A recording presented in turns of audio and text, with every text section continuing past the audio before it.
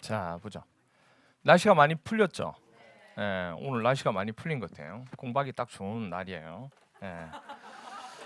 자, 보자. 금요일이라서, 그렇죠? 금요일이라서 금요일 날은 항상 이게 위험해요. 왜냐하면 금요일 날은 이렇게 또 놀러 가야 될 계획이 생기면 놀러 가니까 항상 위험한 거죠. 뭐 토요일도 마찬가지지만 그렇죠. 근데 여러분들 1년 동안에는 진짜 독한 마음 품고 하셔야 됩니다. 합격을 한 번만에, 그러니까 1년에 내가 내년에는 반드시 합격하겠다 생각하신다면 정말 독하게 생각하셔야 돼요. 어떤 계획이나 이런 부분에 있어서 조금 힘들 수도 있지만 가능하면은 1년 동안에는 모든 일정 부분을 조금 뭐 정말 필요한 거 아니면은 조금 약간 뒤로 미루는 걸로 하셔야 돼요. 그래서 그렇게 해야지 이게 되지. 안 그러면 중간에 흐름이 끊기면 정말 힘듭니다. 왜냐하면 중간중간에 흐름이 끊긴다는 게 뭐냐면 몸도 아플 수도 있고 막 그렇거든요. 그래서 반드시 계획을 세울 때는 월요일부터 토요일까지 계획을 꼭 세우셔야 돼요. 월요일부터 토요일까지. 어차피 강의가 있으니까 그 강의에 대한 계획은 세우시겠지만 일요일은 항상 강의 계획에서 빼야 돼요. 일요일 날 무슨 공부 계획을 세우시면 절대 안 돼요. 왜냐하면 이 중에 하루는 분명히 펑크가 나는 날이 있을 수 있기 때문에. 그럼 그 날이 생기면 이 날로 대체를 해야 돼요. 이날 내가 수업을 못 듣다. 그럼 이날 수업을 보충을 해야 되잖아요. 그러니까 반드시 일요일은 시험 보기 한 3개월 전까지는 가능하시면 일요일은 계획을 안 잡는 게 좋아요. 그러니까 공부 계획을 안 잡는 게 좋다고 얘기해요. 제 말은. 이때 뭔 일이 있으면 이때 할 수 있도록 모든 계획을 좀 미뤄놓고 해야 되고, 그러면 일주일 동안 내가 정말 계획을 다 세웠다 그러면 이때 편안하게 휴식을 취할 수 있는 거예요. 근데 이 중에서 하루가 펑크 났다 그러면 이걸 이쪽으로 할 수 있는 완충 어떤 시간이 필요한 거예요. 근데 일주일 내내 빽빽하게 일정을 잡아놓으면 못 견뎌요, 이게. 그러니까 꼭 하루 정도는 쿠션을 가질 수 있는 완충 공간을 꼭 만들어 놓으셔야 돼요. 그래야 이때 대처가 가능하니까. 그리고 반드시 순 공부 시간을 꼭 체크하셔야 돼요. 언제 이번 주 수요일이었죠? 수요일 날 그 심오한 이야기라고 매달마다 진행을 하긴 할 거예요. 심오한 이야기라는 게 있어요. 그러니까 다른 교수님인데 민법 그 심정 교수님하고 그다음 제가 이름을 따서 그냥 심오한 이야기예요.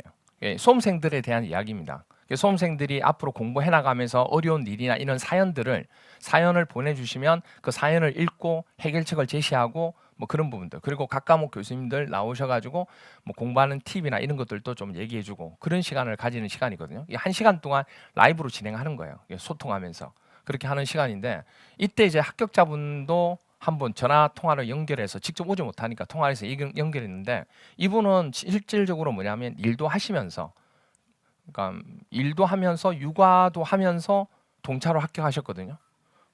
그게 정말 쉽지 않아요. 그런데도 합격한 비결 중에 하나를 물어보니까 정말 순 공부 시간, 어떤 일이 있더라도 하루에 몇 시간이냐면 6시간. 6시간을 무조건 내요. 그럼 일을 하다면 6시 내기 쉽지 않잖아요. 근데 어떻게 했냐면 하다 보면 짜투리 시간이 나와야 안 나와요? 나오거든요. 1시간에 이런 시간. 나오면 그때 1시간 나오면 반드시 뭐냐면 그냥 멍하니 보내는 게 아니고 도서관을 가든 그 근처에 스터디 카페 있잖아요. 무조건 간대요. 가가지고 공부 시작할 때 스톱워치 있죠. 그 시간을 딱 눌러요. 그럼 그 시간에는 핸드폰을 받고 그런 거 전혀 안 하고 그냥 딱 스톱워치를 딱 누르고 공부를 하는 거죠. 그렇게 해서 순시간을 무조건 6시간을 만들겠다는 얘기예요. 그러면 이게 앉아서 무조건 풀로 6시간이 아니고 내가 짜투리 시간이 있으면 짜투리 시간을 활용해가지고 무조건 내가 순시간을 만드는 거예요, 이게. 그런 시간에 대한 노력이 필요하다는 얘기예요. 내가 뭐 많으니까, 일이 많으니까 그렇게 하지 말고 내가 순 6시간을 못 쳤다 그러면 뒤에 잠을 조금 줄여서까지라도 해야죠, 그거는. 예. 그건 어쩔 수가 없어요.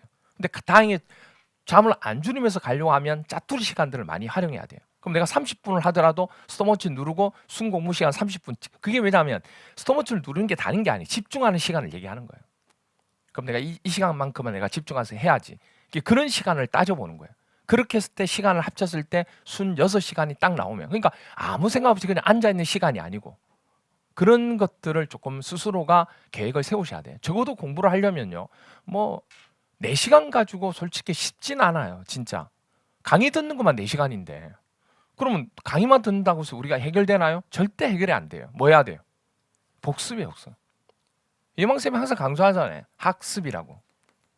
배웠으면 뭐 해야 돼요? 습, 익혀야 돼요. 이거 익히는 건 누가 하는 거예요? 여러분이 하는 거예요. 배우는 거는 저한테 배우는 거지만. 그러니까 이게 학습이 돼야 되는데 학습이 안 되면 절대 안 된다고요. 배우고 익혀야 된다고요. 그래서 반드시 습이라는 것을 하시는데 이 습이 순 공부 시간이 합격생들 보니까 최소 6시간은 되더란 얘기예요. 6시간. 어떤 분도 나 4시간 만에 했다 하시는 분들은 짜투리 시간을 포함 안 했겠죠. 그렇게 해서. 그래서 6시간 되어야 강의 듣고 그 다음 복습하는 2시간까지 합치면 딱 되더란 얘기예요.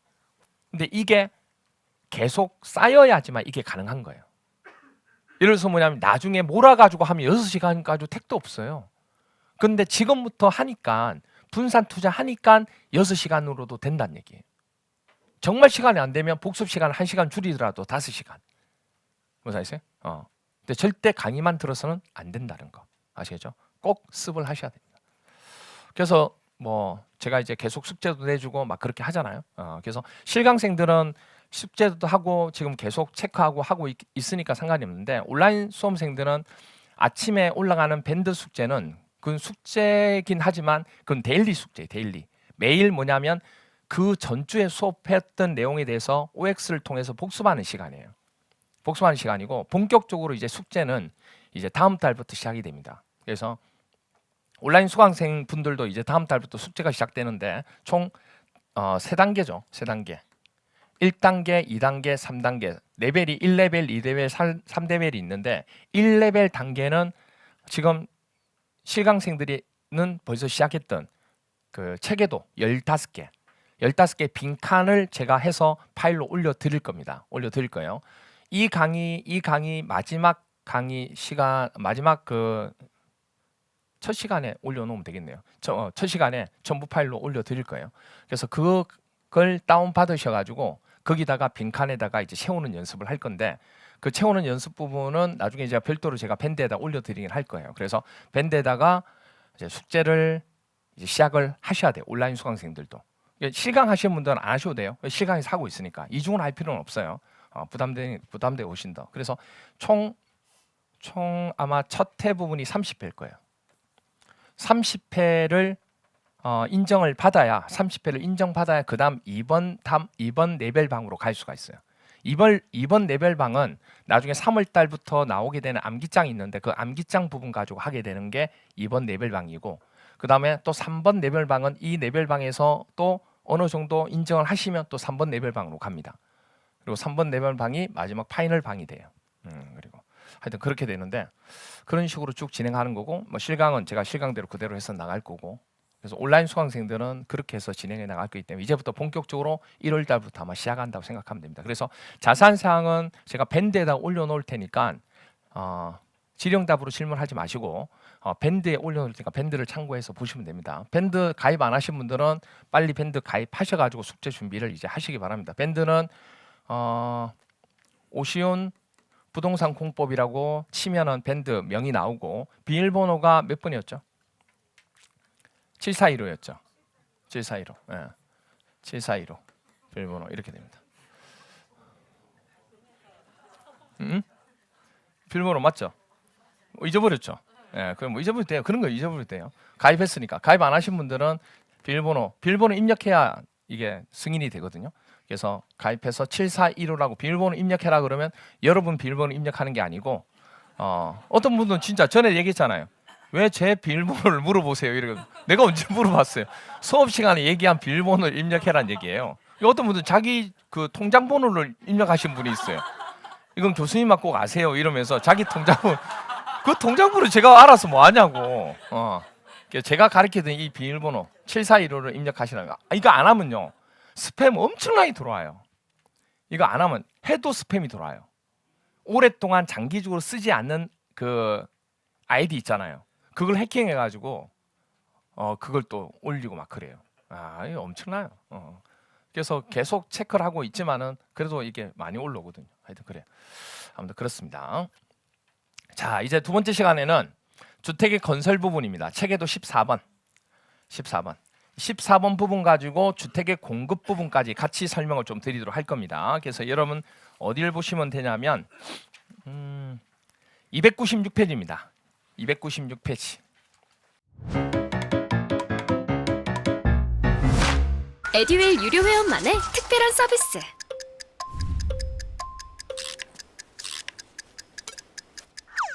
하치하차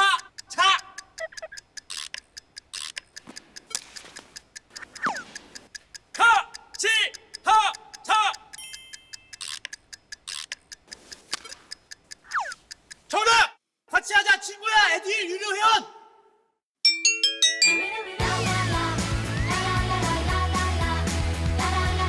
친구 소개하고 현금 받는 혜택. 오직 에듀윌 유료 회원에게만. 에듀윌. 296페이지에 제일 먼저 사업주체라는 게 나와요. 사업주체. 아까 얘기했죠. 건축법일 때는 건물을 짓는 사람이 건물을 짓고자 하는 사람가 누구다? 건축주. 주택법일 때는 사업주체.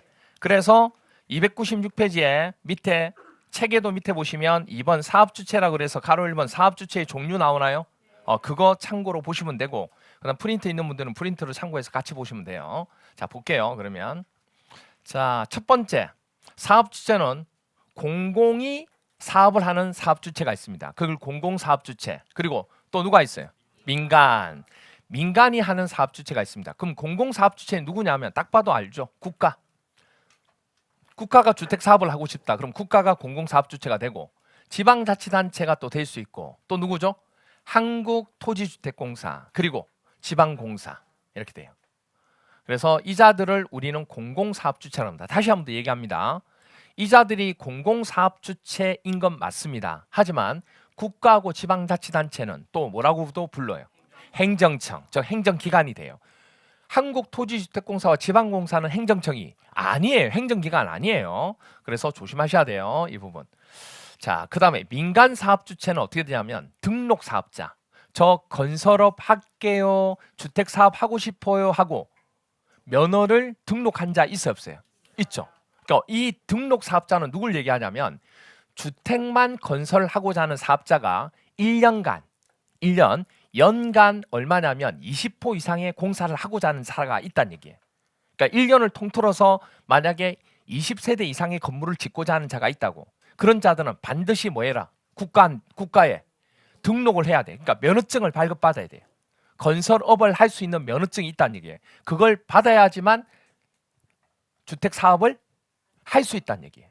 무사했어요? 이 얘기를 하는 겁니다. 만약에 그럼 나는 연간 20세대 이상, 20호 이상 공사를 안 한다. 그럼 굳이 면허를 등록할 필요가 없어요. 등록증 없이 사업을 해도 돼요. 건물 그 정도 건물 짓는 거 상관없다는 얘기예요. 그리고 또 하나가 대지를 조성하는 사업을 하는 자가 있어요. 연간 얼마냐면 1만. 1년간 따져봤을 때 1만 제곱미터 이상의 대지 조성 사업을 하고자 한다. 그런 자들은 뭐가 있어야 돼? 등록증이 있어야 돼요. 그러니까 사업하고자 하는 자는 뭘 해라? 등록해라 그 얘기예요. 국가한테 등록한다는 건 그걸 대행을 누가 하는 거예요? 국장, 국토교통부 장관의 면허가 나와야 된다 그 얘기예요. 여러분들. 그다음 또 하나가 주택조합이 있어요. 주택을 마련하고자 모인 사람들의 집단이죠. 이게 조합인데 자 볼까요 이거? 이건 책이 없어요. 보면 주택조합이란 많은 수의 구성원이 사업계획 승인을 받아가지고 주택을 뭐 하려고? 마련하기 위해서. 주택이 없는 자들이 주택을 마련하기 위해서 모인 집단을 뭐라 불러요?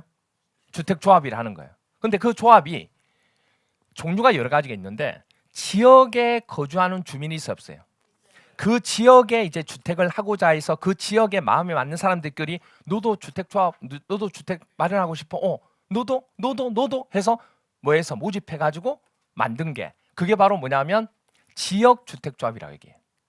보통 선호 잘 안 하죠.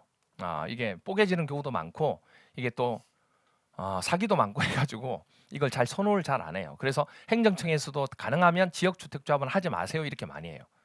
헐값으로 나오는 경우 되게 많거든요 이게. 그래서 이런 주택을 마련하기 위해 설립한 건 지역주택조합이라고 그러고 그다음 또 하나가 뭐냐면 같은 직장의 근로자가 또 주택을 뭐 하려고 마련하기 위해서 설립한 또 조합이 있어요 없어요? 그건 뭐라 불러요? 직장주택조합이라고. 아, 그러면 직장주택조합도 있고 뭐도 있어요? 지역주택조합이 있는 거예요. 이렇게. 그렇죠? 그다음에 또 하나가 뭐냐면 보시면 공동주택. 보세요. 공동주택 뭐래요? 소유자래요. 주택을 가지고 있는 자예요. 근데 무슨 왜 하지? 아, 그 주택이 너무 오래돼 가지고 뭐 하고 싶은 거예요? 재건축과 재개발은 안 되는 거예요, 이게. 재건축 재개발 하면 좋죠. 근데 그게 안 된다고. 그런데 계속 너무 오래됐는데 이걸 쓰기에는 좀 그렇잖아요. 그럼 다시금 사업을 하고 싶은 거예요. 다시금 깨끗하게 만들고 싶은 거예요. 그게 뭐예요? 리모델링. 그러니까 재건축과 재개발은 완전히 허무는 거고, 리모델링은 뼈대는 두고 오래된 설비나 이런 것들 있죠. 그런 것들을 이제 개선하면서 공용으로 쓰는 것들도 확정하고 이런 것들, 이런 작업을 리모델링이라 하는 거예요. 이렇게 하기 위해서도 뭘 하는 거예요? 조합. 왜? 개인이 하고자 한다면 인테리어 하면 돼요. 근데 이게 공용으로 쓰는 상하수도라든지 이런 것들을 내 혼자서 돼요? 안 돼요. 그러니까 어떻게 하는 거예요?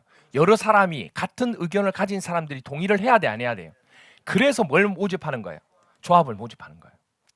조합은. 아시겠죠? 그래서 이걸 리모델링 주택조합이라 합니다. 그래서 주택조합은 공공이 아니고 당연히 뭐예요?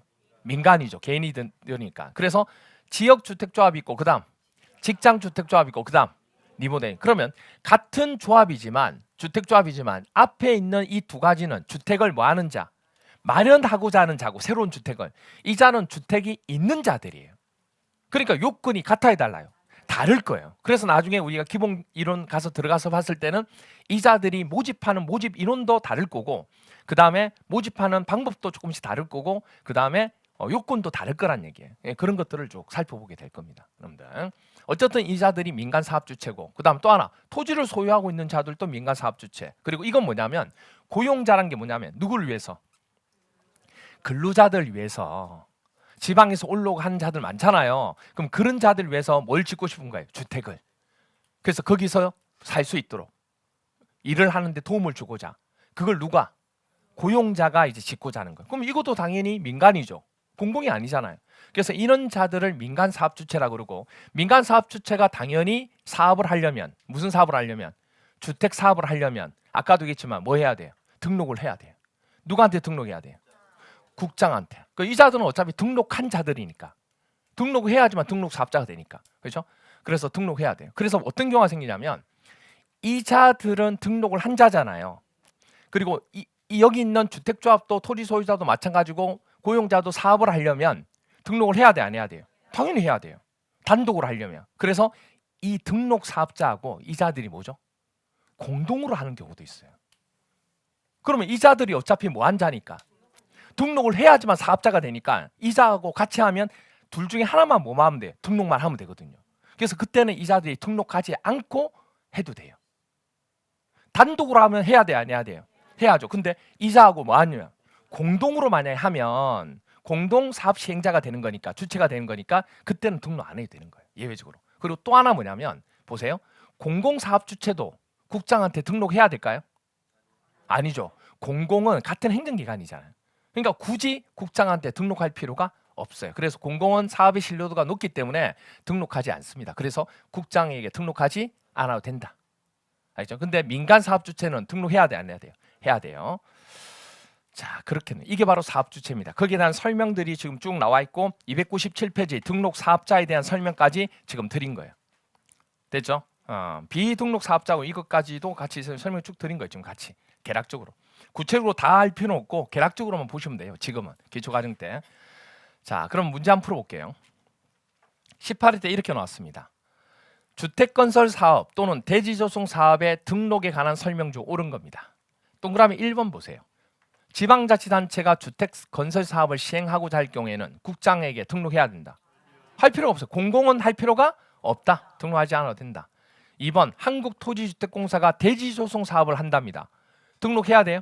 안 해요. 민간은 해야 되지만 공공은 할 필요가 없다.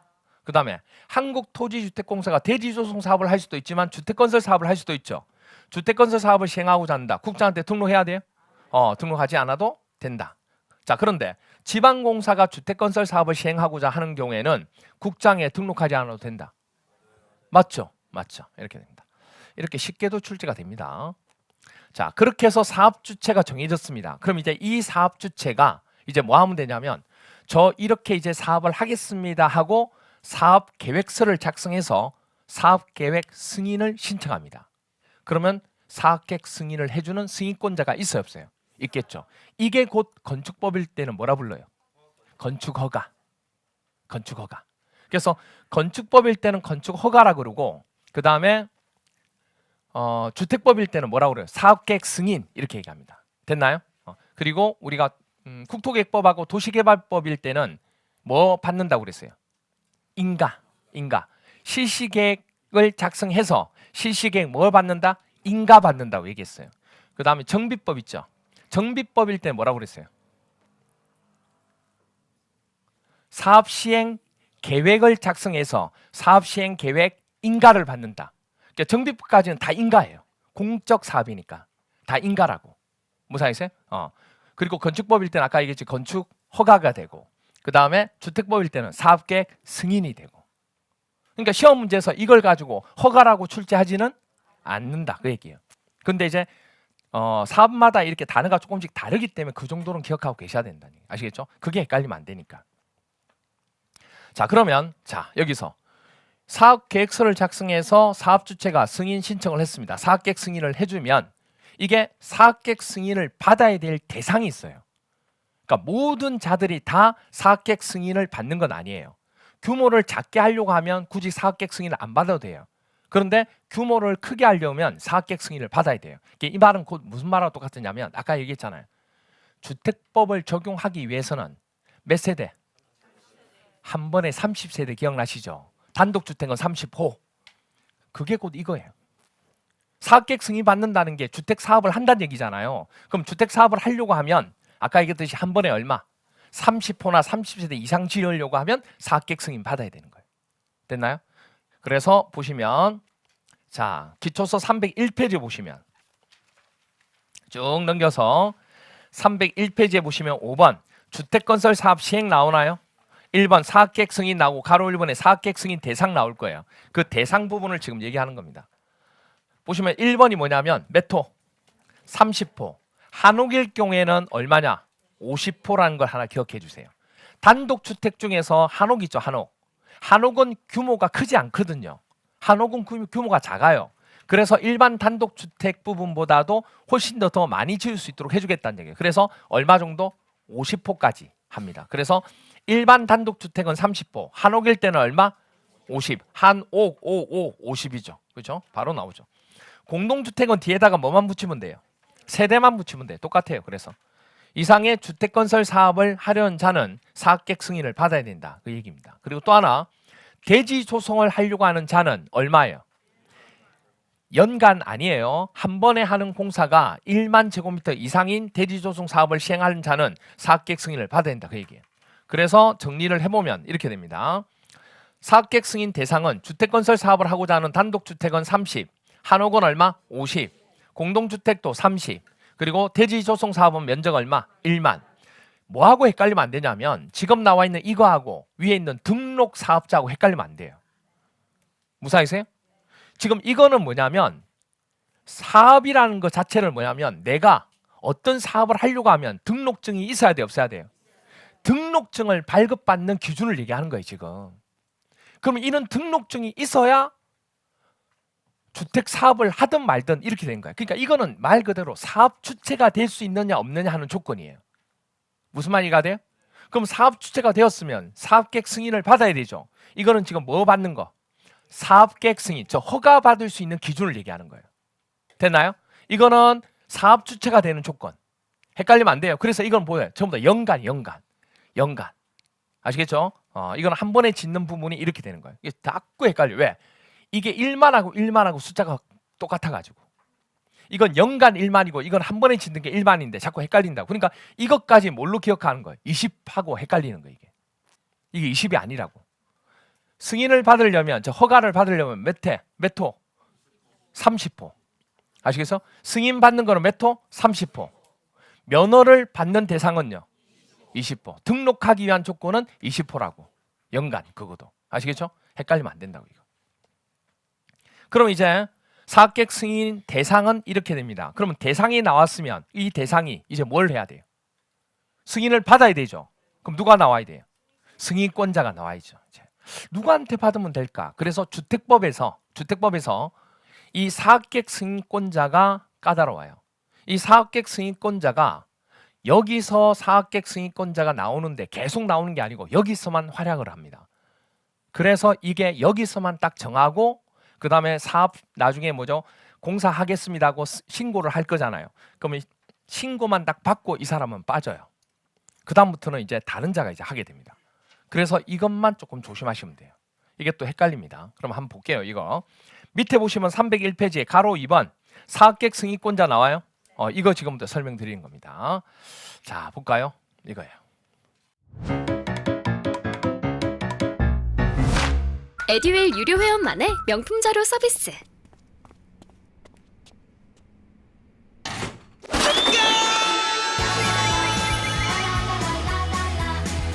고퀄리티 명품 자료의 혜택. 오직 에듀윌 유료 회원에게만. 에듀윌.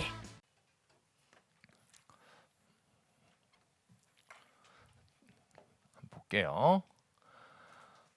301페이지에 사업계획 승인권자 나오는데 원칙이 있고 뭐가 있어요? 예외. 원칙은 이 둘 경우입니다. 자, 주택건설 사업 또는 대지조성 사업으로 해당 대지 면적이 얼마요? 10만. 기준이 뭐예요? 10만입니다. 주택건설 사업이나 대지조성 사업으로서 그 사업을 하려고 하는데 대지 면적이 얼마? 10만 이상이냐 아니면 10만 제곱미터 뭐죠? 미만이냐 이걸 기준으로 사업계획 승인권자가 달라지는 거예요. 10만 제곱미터 이상은 규모가 좀 크죠. 그래서 누가 해주냐면 자 특별시 있죠. 특별시는 누가 해준지 아세요? 특별시장이. 광역시 누가 해준지 아세요? 광역시장이. 그리고 특별자치시는 특별자치시장이. 특별자치도는 특별도지사가. 그 다음에 여기가 이제 문제예요. 도가 문제예요. 도 밑에는 누구 있어요? 시하고 군이 있거든요. 그럼 도 밑에 있는 시 중에서 시는 또 어떻게 나누냐면 대도시와 대도시가 아닌 시가 있어요. 그래서 만약에 도 관할구역의 시 중에서 대도시인 경우는 누가 하느냐? 대도시시장이. 만약 대도시가 아닌 시는 도지사가. 그래서 시도지사. 그 다음에 군은 또 누가 해줘요? 도지사. 됐나요? 그래서 합쳐서 이사가 여기 도지사가 들어갔어요? 안 들어갔어요? 도지사가 지금 들어갔잖아. 도지사가 안 들어가면 이걸 시도지사라고 보통 얘기 안 해요. 그냥 이렇게 얘기하고 이렇게 얘기하겠지.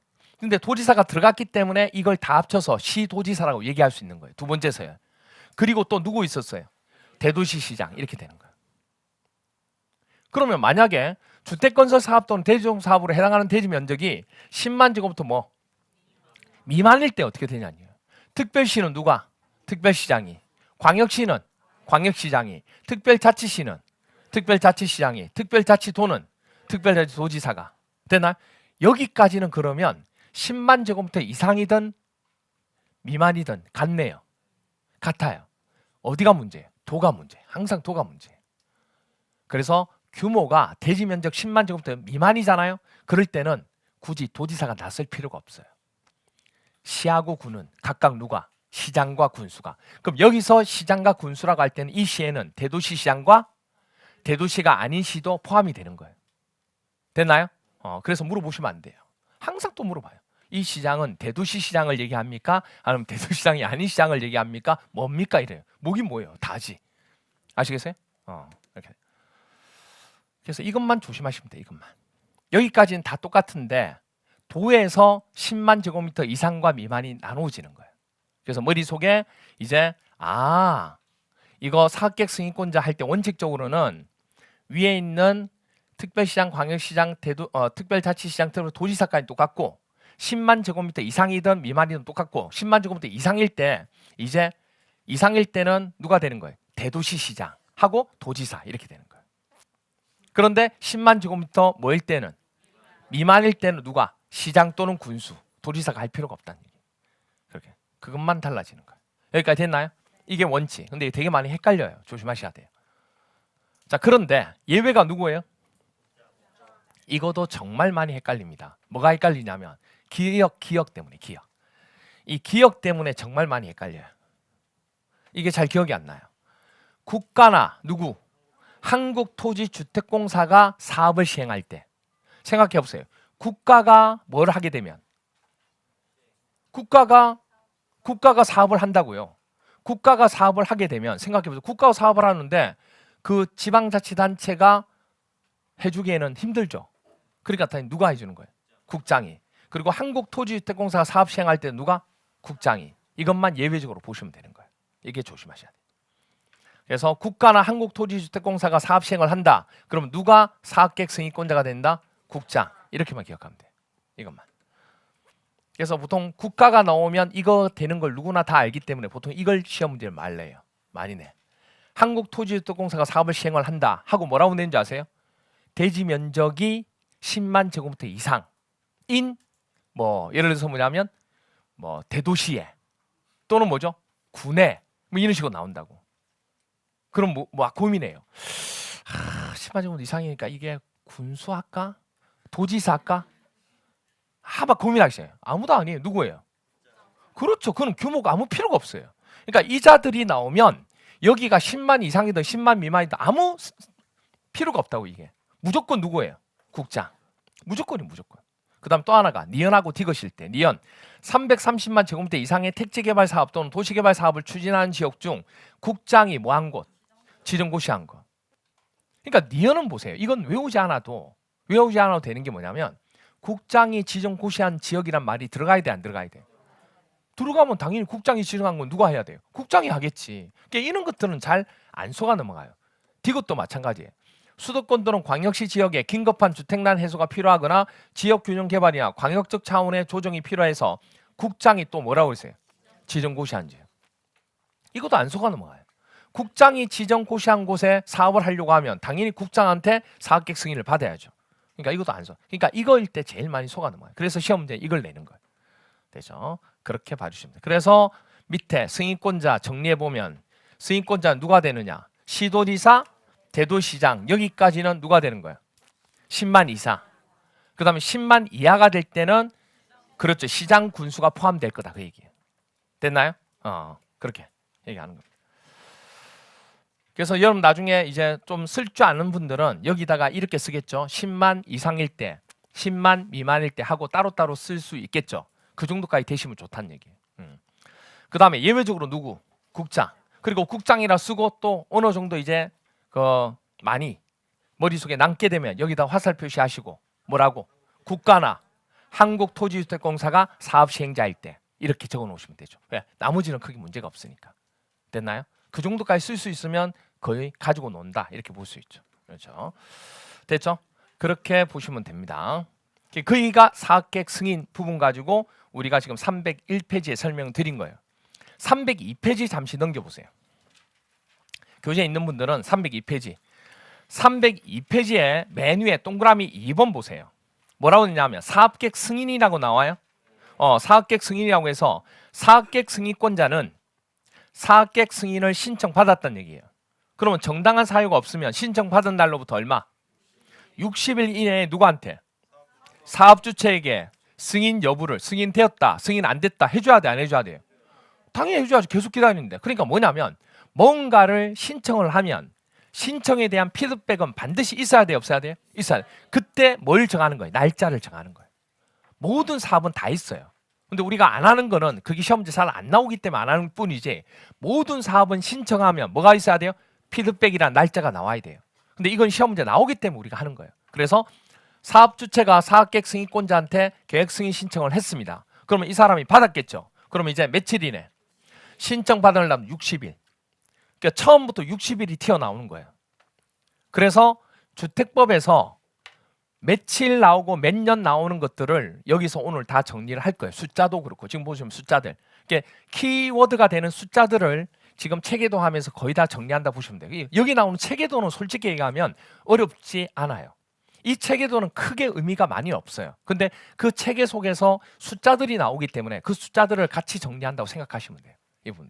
그래서 주택법의 숫자는 여기가 거의 주축이 된다 생각하면 돼요. 이거 말고 또 있지만 이게 거의 주축이에요. 처음부터 나오는 이거 60일 잊어버리시면 안 돼요. 정말 많이 잊어버려요. 이거 기억 정말 안 나요. 그래서 처음 사업주체가 사업계획 승인권자한테 신청할 때 뭐 한다고요? 60일. 60일 이내에 승인 여부를 뭐 해줘야 돼요? 통보해줘야 돼요. 오케이. 거기까지 됐나요? 그럼 이제 승인이 났습니다. 승인 나면 이제 뭐 하면 돼요? 공사 착수하면 되죠. 그래서 자 보세요. 이제 공사 착수하면 돼요. 누가 착수해요? 사업주체가. 그런데 이게 또 법으로 정한 게 있어요. 뭘 정했냐면 승인해줬으면 사업 착수를 해야 돼, 안 해야 돼요? 안 하고 계속 지연하는 경우가 있어, 없어요? 그래서 법으로 기간을 딱 정해놔요. 몇 년이냐? 5년. 5년 이내에 너희들 안 하잖아. 그러면 내 사업계획 승인한 거 뭐 한다? 취소할게. 이런 식으로 법으로 딱 명시해 놓습니다. 그래서 여기에 몇 년? 5년. 근데 이게요, 일반적으로 5년인데 사업이 두 가지로 나누어요. 일반적으로 하는 사업이 있고, 그 다음에 대지 규모가, 즉 주택사업단지가 너무 넓을 경우 있어, 없어요? 이때 이걸 한 번에 하기가 어려워서 공사 구간을 나누는 경우 있어, 없어요?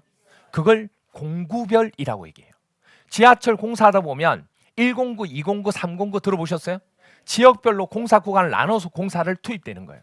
그래야 이게 공사를 할 수 있어요. 안 그러면 처음부터 시작하면 이거 다 못해요. 그래서 처음 시작하는 1공구, 뭐 2공구 이렇게 나눠진다고. 그게 공구별로 분할해서 사업을 승인받은 경우예요. 이게 두 가지가 있어요. 그럼 그때 이 기간도, 착수하는 기간도 동일할 거냐? 네, 동일해요. 다르면 안 돼요. 근데 세부적인 게 조금 달라요. 그래서 볼게요. 자, 착수 시기가 사업계획 승인을 받은 경우에는 승인 받은 날로부터 몇 년? 5년이 똑같아요. 그런데 공구별 분할 시행으로, 너무 주택단지가 넓어가지고 한 번에 하기 힘들어서 공구별 분할 시행으로 사업계획 승인을 받은 경우 있어, 없어요? 있어요. 그럴 경우에는 이게 최초 공구가 있겠죠. 처음 시작하는 공구. 그 공구는 이거하고 똑같아요. 승인 받은 날로부터 얼마? 5년 이내. 근데 뭘 얘기하고자 하냐면 최초 공구가 있으면 그 다음 공구도 있어, 없어요? 최초 공구는 시작했어, 눈속임으로. 그 다음 공구 안 할 수도 있어, 없어요? 있잖아. 그래서 그 다음 공구는 기간을 또 딱 정해놔요. 그건 5년 동안 할 필요는 없죠. 얼마? 2년. 그래서 보면 공구, 최초 공구 외의 공구는 해당 주택단지에 대한 최초 공사가 들어간 신고일 있죠. 최초 착공한기, 최초 공구 시작한 거, 그 신고일로부터 몇 년? 2년 이내에 하도록 되어 있습니다. 됐나요? 이렇게 딱 정해놓는 거예요, 법으로서. 그래서 이 정도는 여러분이 기억하셔야 돼요. 이게 뭐냐면 착수 시기를 얘기하는 거예요. 됐나요? 착수 시기. 이 기간 내에는 공사를 뭐 해라? 시작해라. 아시겠죠? 이 날짜 기억하시면 돼요. 그래서 기본적으로 5년인데 이렇게 세분화되어 있다는 거. 여기까지 됐나요? 오케이. 그러면 이제 사업주체가 이런 시기 범위 안에 사업을 뭐 하면 돼? 이제 착수하면 돼요. 근데 이제 공사를 착수할 때는 우리 아까 건축법 할 때도 얘기했지만은 건축법, 주택법은 사업을 착수하잖아요. 그럼 항상 저 사업 시작하겠습니다 하고 누구한테? 사업계획 승인해 준 자한테, 승인권자한테, 건축법일 때는 허가권자한테 뭐 하죠? 신고를 합니다. 착공 신고를 합니다. 그럼 착공 신고를 하면 또 피드백이 있어야 돼요, 없어야 돼요? 아니 우리가 보통 군대에서 밑에 사람 위에 사람한테 경애를 했어요. 그럼 경애를 받아줘야 돼, 안 받아야 돼? 받아줘야 손을 내리는데 안 받아주면 계속 이렇게 들고 다녀야 돼요. 앞에 가서 계속 이렇게 있어야 된다고. 그래서 보시면 착공 신고를 하게 되는데 사업주체가 공사를 시작하려는 경우에는 국토교통부로 정하는 바에 따라 사업계획 누구한테? 승인권자에게 뭐 한다고요? 신고. 이거는 승인받는 게 아니에요. 뭐 하는 거예요? 벌써 승인 받았잖아요. 근데 시험 문제가 어떻게 나오냐면 이걸 뭐 한다고 그래요? 승인 받는다 이래요. 아니 승인을 받았는데 무슨 승인을 받아? 승인 받았으니까 이제 공사하겠습니다 하고 뭐 하는 거예요? 이건 신고예요. 신고. 누구한테요? 사업계획 승인권자한테. 여기까지가 사업계획 승인권자가 해야 될 일이에요. 그 다음부터는 사업계획 승인권자가 아니에요. 무슨 얘기예요? 정비법하고 조금 비슷한데 정비법도 위에서 구역을 정해주면 그 다음부터는 구역 정한 세 번째 서열에서 모든 게 이루어졌던 거 기억나죠? 이것도 여기까지는 사업계획 승인권자가 해야 될 일이에요. 됐나요? 그래서 사업계획 승인권자한테 신고를 했어요. 그러면 사업계획 승인권자가 받아줘야 돼, 안 받아줘야 돼요? 받고 통보해줘야 되죠. 그죠? 공사해 하고 해야 공사를 하죠. 그게 며칠 기간이냐 그 얘기야. 그래서 보면 며칠 이내 신고 수리 여부를 신고인에게 통지하느냐 그 얘기예요. 며칠? 20일. 그래서 이는 날짜들이 며칠이 많이 나온다고. 그걸 우리가 지금 오늘 정리를 하게 되는 거예요. 원래는 이게 어디 가서 하냐면 기본 이론 들어가서 정리하는 건데 이게 기본 이론 가서 정리하면 정말 많이 헷갈려. 왜? 할 게 너무 많으니까. 제가 얘기했잖아요. 분산 투자라고. 이런 기본이 되는 숫자들을 미리 해놓고 있으면 계속 반복해서 하고 있으면 그게 뼈대가 되면 나머지 숫자들은 하긴 해야 되지만 부담감이 적다는 얘기예요. 공부라는 게 원래 그런 거예요. 이때 못하면 나중에 많이 해야 되듯이 이때 해놓으면 나중에 편한 거예요. 이제 됐나요? 네. 그래서 20일 이내 신고 수리 여부를 신고인에게 뭐한다? 통지한다. 그래서 처음에 사업계획 승인권자한테 사업주체가 승인받을 때 통지받은 건 얼마? 60일. 이건 이제 승인받고 난 뒤에 사업계획 승인권자한테 착수하겠다고 신고한 거예요. 이때 신고받는 거 얼마? 20일. 두 개 헷갈리면 안 된다고. 왜? 둘 다 사업계획 승인권자가 나왔기 때문에 이게 나중에 숫자가 헷갈리기 시작한다고. 처음이 60일, 그 다음이 20일이에요. 아시겠죠? 헷갈리면 안 돼. 여기까지 됐나요? 네. 그래서 그 부분까지를 지금 302페이지까지 설명을 드린 거예요. 지금 302페이지 아랫부분까지. 302페이지 가로 1번은 착공 의무에서 기간 얘기했고 맨 밑에 가로 2번 착공 신고는 신고 부분에 대해서 좀 설명드린 거예요. 지금 여기까지 됐나요? 오케이. 자 그럼 보세요.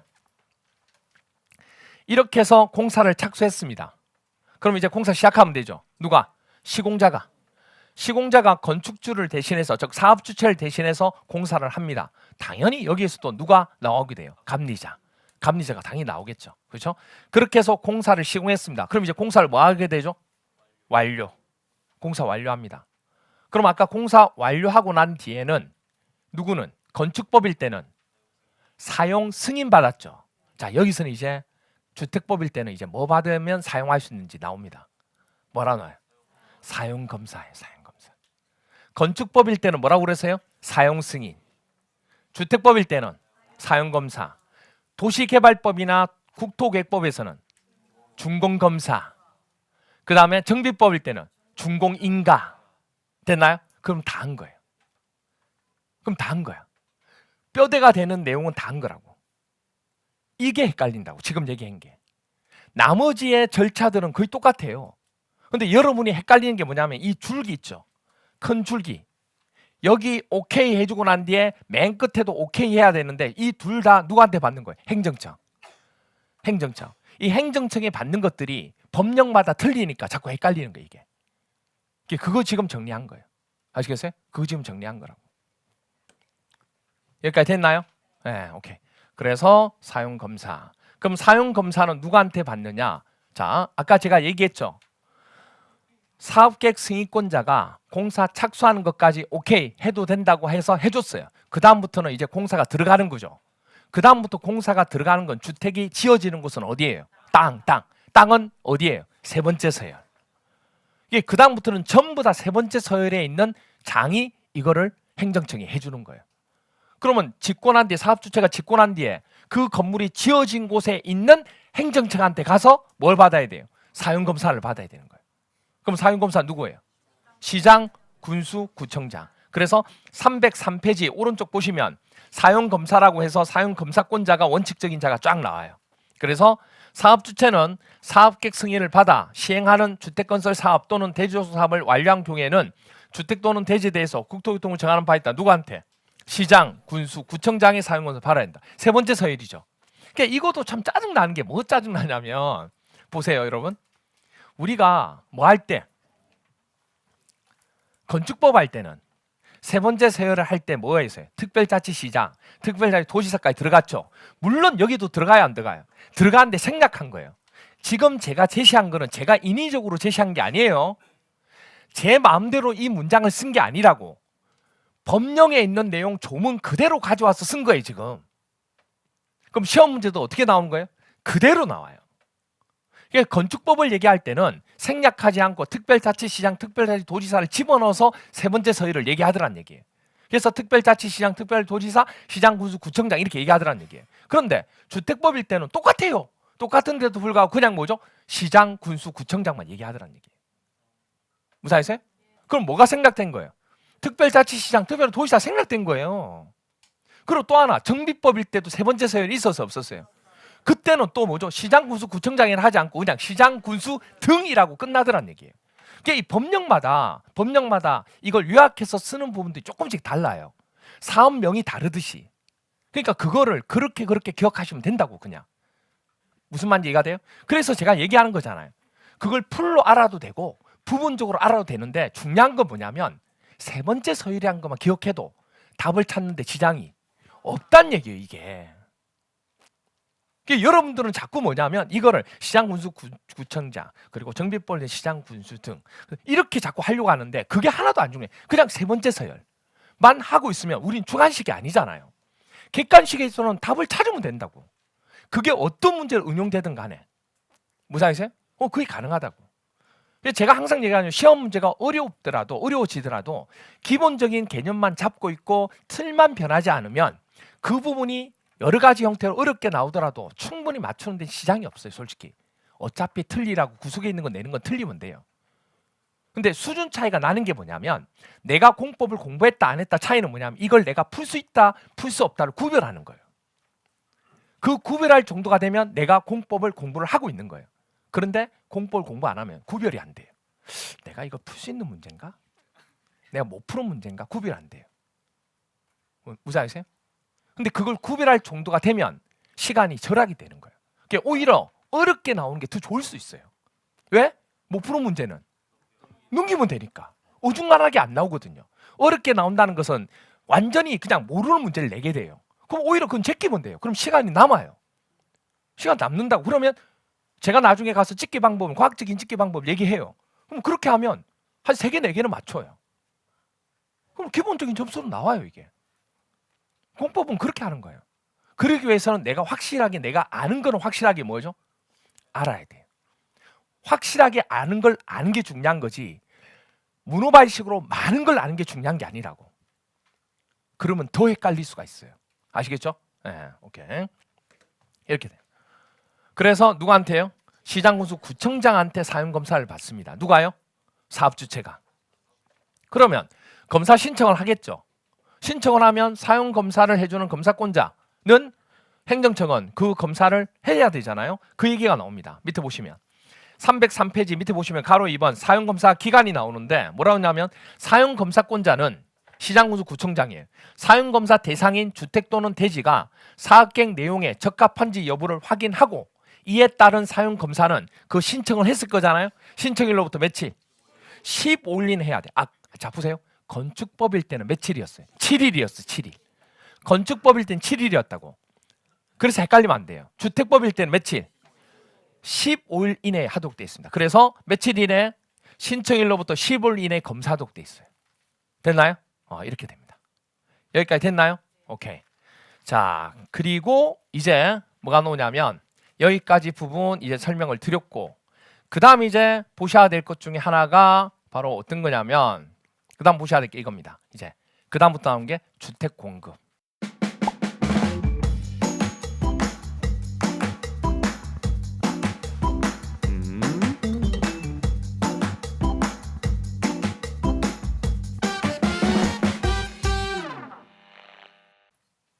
주택 공급 부분이 나와요.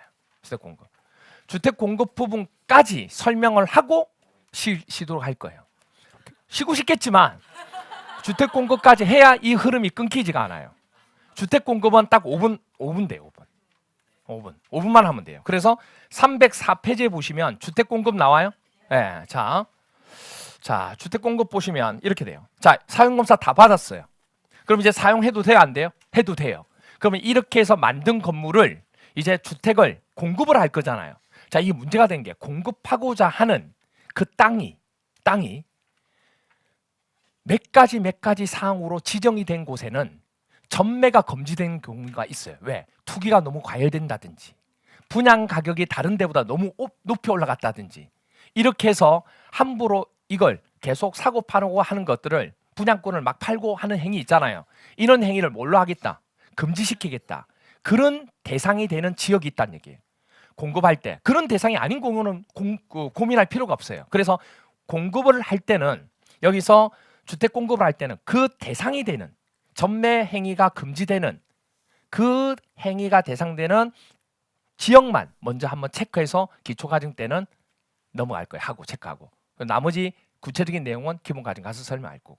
그것만 체크할 거예요. 그래서 먼저 304페이지 보시면 1번에 주택공급 기준 중에서 맨 아래쪽에 보시면 가로 3번 주택의 분양가격 제한 이야기에서 분양가 상한제 나오나요? 이거부터 먼저 설명하죠. 자, 주택을 공급해야 되는데 그 지역이 어떤 지역이냐면 주택 분양 가격이 제한돼 있대요. 뭐냐면 아까 얘기했잖아요. 주택 가격 상승률이 물가 상승률보다 뭐예요? 너무 높은 지역이에요. 이게 계속 올라가는 거예요. 이게. 그러면 누구한테 피해가 가요? 주민들한테. 그걸 분양받아야 되는데 너무 올라가니까 이거 안 살기도 그렇고 너무 비용이 많이 들어가는 거예요. 그래서 어떻게 하냐면 그런 지역의 주택 가격이나 주택 거래 등과 지역의 주택시장 여건 등을 고려했을 때 주택 가격이 급등하거나 급등할 우려가 있는 지역이 있어 없어요? 그런 지역을 야, 안 되겠다. 다른 지역하고 비교했을 때 너무 높다. 그러면 상한 가격을 딱 정해놓는 거예요. 이 가격 이상으로 분양하면 안 된다. 그래서 분양 가격을 상한값을 딱 정해놓고 그 가격으로만 공시해가지고 뭐 할 수 있도록 분양할 수 있도록. 그게 바로 분양가 뭐가 돼요? 상한제라고 얘기하는 거예요. 그래서 그렇게 분양가 상한제를 적용하는 지역을 누가 이걸 그러면 정하느냐? 그렇죠. 이건 국가 차원에서 정할 수밖에 없어요. 그래서 누가? 국장이. 그래서 지금 우리가 알아야 될 것은 주택을 공급하는 곳에 지역이 분양가 상한제를 적용한 지역을 누가 지정했는지 그 정도만 기초과정에서는 체크하시면 돼요. 아시겠죠? 그래서 분양가 상한제 적용 지역은 누가 지정했다? 국장이. 됐나요? 이거 하나 기억하시고 그 다음에 또 하나가 뭐냐면 넘겨보시면 쭉 넘겨서 307페이지 보세요. 307페이지 보시면 3번 투기과열 지구 나오나요? 투기과열 지구가 나오는데 가로 1번 투기과열 지구입니다. 자, 볼게요. 자, 보시면 똑같아요. 개념이 주택 가격의 안정을 위해서 필요한 경우에는 그러니까 주택이 너무 지금 뭐죠? 투기가 성행하니까 가격을 안정시키기 위해서 주거정책심의원회 심의를 거쳐서 일정한 지역을 뭐로? 투기과열 지구로 지정하거나 이를 해제하는 거예요. 어떤 경우일 때 그러냐면 해당 지역의 주택 가격 상승률이 똑같죠. 물가 상승률보다 뭐 할 때 현저히 높은 지역으로서 보니까 청약 경쟁률이에요. 장난이 아닌 거예요, 이게. 그리고 또 주택 가격도 그렇고 주택 보급률하고 주택 공급 계획 등과 지역 주택 시장 여건 등을 고려했을 때 그러니까 지금 이쪽이 주택 보급률이 높지 않고 그다음에 주택 공급 계획이 높지 않다는 얘기예요. 그러니까 지금 분양하고자 하는 부분 때문에 자꾸 투기가 뭐 하는 거예요? 과열될 수밖에 없는 거예요, 이게. 그래서 이런 부분에 대한 형태가 있기 때문에 이런 부분에 대해 고려해서 주택에 대한 투기가 성행하고 있거나 앞으로 성행할 우려가 있는 지역을 뭘로? 투기과열 지구로 뭐 해야 되겠다? 지정해야 되겠다. 됐나요? 그때 그 지정하는 것은 당연히 국가 차원에서 하니까 누가 들어가야 돼요? 국장. 근데 이거는 그렇죠. 국장이 지정하기 전에 절차를 거쳐서 지정하겠죠. 이거 절차 정하다가 투기가 벌써 다 끝나는 거예요. 나중에 투기과열 지구 지정했는데 벌써 투기는 끝난 거야. 벌써 다 해먹고 간 거예요, 지금 벌써. 그러면 안 되잖아요. 그래서 그 지역에 있는 시도지사가 그 사항을 보고 뭐 할 수 있도록 투기과열 지구로 지정할 수 있도록 권한을 준 거예요. 그러니까 나머지는 시도지사가 안 나오는데 유일하게 어디에서만? 투기과열 지역에서만 시도지사가 나와요. 모든 걸 정하는 건 국가에서 정하거든요. 그래서 국장이 원래는 이런 것들 다 정해요. 뭐 금지시키는 건 국장에서 거의 다 한다고. 그런데 이 투기과열 지구만 시도지사가 묶었다가 풀었다가 할 수 있도록 권한을 주는 거예요, 이게. 한시적으로 묶었다가 또 한시적으로 뭐죠? 풀었다가 할 수 있도록. 이렇게 돼요. 그래서 투기과열 지구만 몇 명이 돼요? 2명이 돼요. 2명은 아니지만 2명이라고 얘기하는 거예요, 이게. 그래서 뭐 투기과열 지역이잖아요. 그래서 뭐예요? 2명. 나머지는 전부 다 투가 아니잖아요. 그러니까 이것만 2명이 돼요. 투기과열 지역만. 아시겠죠? 그만 기억하시면 돼요. 됐죠? 그 다음에 한 장 넘겨보시면 308페이지에 뭐가 나와요? 조정 대상 지역에 나와요. 이 투기과열 지구로 잡지 못하잖아요. 그러면 이 청약 경쟁률이나 주택 보급률이나 이런 것들을 따져봐가지고 다시 한 번 더 지정하는 게 있어요. 조정하는 거죠. 그게 바로 조정 대상 지역이에요. 그래서 보통 보면 투기과열 지구와 조정 대상 지역은 같이 중복으로 지정되는 경우가 되게 많아요. 그래서 투기과열 지구가 안 된다. 그러면 청약 경쟁률 더 세분화적으로 살펴봐요. 살펴봐서 더 위험한 부분이 생긴다. 그러면 한 번 더 조정 대상 지역을 다시 또 지정합니다. 그게 바로 조정 대상 지역이에요. 그래서 보시면 조정 대상 지역도 누가 정하는 거예요? 국장이 정합니다. 그래서 주택 가격, 청약 경쟁률, 분양권 전매량 이런 것까지 따져봐요. 그리고 주택 보급률 등을 고려했을 때 주택 분양 등이 과열될 수도 있고 위축될 수도 있고 그런 과열되고 위축될 우려가 있는 지역을 주거정책심의위원회 심의를 거쳐서 조정 대상 지역으로 지정합니다. 됐나요? 그래서 이런 곳을 지정하는 자가 누구다? 국장. 그래서 투기과열 지역만 시도지사가 들어간다는 거. 그것만 조심하시면 돼요. 지금 한 세 군데 있죠. 여기 분양가 상한제 적용 지역하고 그다음 또 하나 뭐 있어요? 투기과열 지역하고 또 이 세 가지에서는 나중에 우리가 기본가정도 하겠지만 전매 제한이 금지되어 있다는 거. 기존 주택은 전매가 가능해요. 그런데 새롭게 사업을 통해서 만들어지는 주택을 얘기하는 거예요. 그거를 전매를 뭐 하겠다. 어느 시기까지 못하도록 하겠다. 그 얘기를 하는 겁니다. 됐나요? 그러니까 장기간 가지고 있어야 될 경우가 생기는 거죠. 여러분들 그게 풀리기 전까지는. 그래서 그 기간도 있고 막 그런 것들이 있어요. 그건 나중에 이제 배우게 되는 겁니다. 그래서 일단 이거부터만 외워주세요. 기초과정 때는 분양가 상한제 적용 지역은 누가 지정한다? 국장이. 그리고 조정 대상 지역은 누가 지정한다? 국장이. 그리고 투기과열 지역은 누가? 국장하고 또 시도지사. 이것만 기억해 주시면 됩니다. 그렇게 해서 주택 공급을 되고 난 뒤에 이제 건물이 다 뭐죠? 공급이 다 끝났습니다. 그럼 이제 시간이 지나면 지날수록 이제 건물이 노화가 돼요, 안 돼요? 돼요. 그러면 재건축과 재개발을 해야 되잖아요. 근데 그게 안 될 때는 그 건물을 뭐 할 수 있다고 그랬어요? 리모델링. 그래서 공동주택을 리모델링 하게 되는 경우가 생기는데 이 리모델링 할 때 이 리모델링 하는 것도 공사하는 거죠. 공사하는 거기 때문에 이것도 뭐 받아야 돼요? 허가 받아야 돼요. 이거는 승인 받는다고 하지 않고 그 지역에 있는 장한테 뭐 받는다? 허가 받는다. 그래서 허가권자한테 허가를 받아야 돼요. 이때 이제 기억하실 게 책에는 지금 없어요. 책에는 없는데 하나 이거 참고하세요. 보세요. 공동주택, 그 공동주택 안에 있는 부대시설과 복리시설 포함해서 입주자나 아니면 사용자, 관리주체가 공동주택을 뭐 하려고 하는 거예요? 리모델링 하려고 합니다. 물론 조합도 해당돼요. 여기 조합도. 그래서 조합이 리모델링 주택조합이 설립이 된 거죠. 그렇게 해서 리모델링 할 경우에는 공사를 하는 거기 때문에 기준을 갖춰서 누구한테 허가를 받아야 돼요? 세 번째 서열. 시장군수구청장. 그걸 기억하시라니. 그래서 제가 승인권자만 달라지고 나머지는 전부 다 세 번째 서열. 그래서 사용검사도 시장군수구청장. 리모델링도 누구한테? 시장군수구청장한테 뭐 받아라? 허가 받아라. 이렇게 된 겁니다. 됐나요? 이렇게 기억하시면 돼요. 그래서 여기까지가 우리가 책의 부분 14번이 되는 겁니다. 아시겠죠? 문제 한번 풀어보고 쉬도록 할게요. 주택 공급에 관한 설명으로 오는 겁니다. 동그라미 1번 어때요? 맞아요, 틀려요?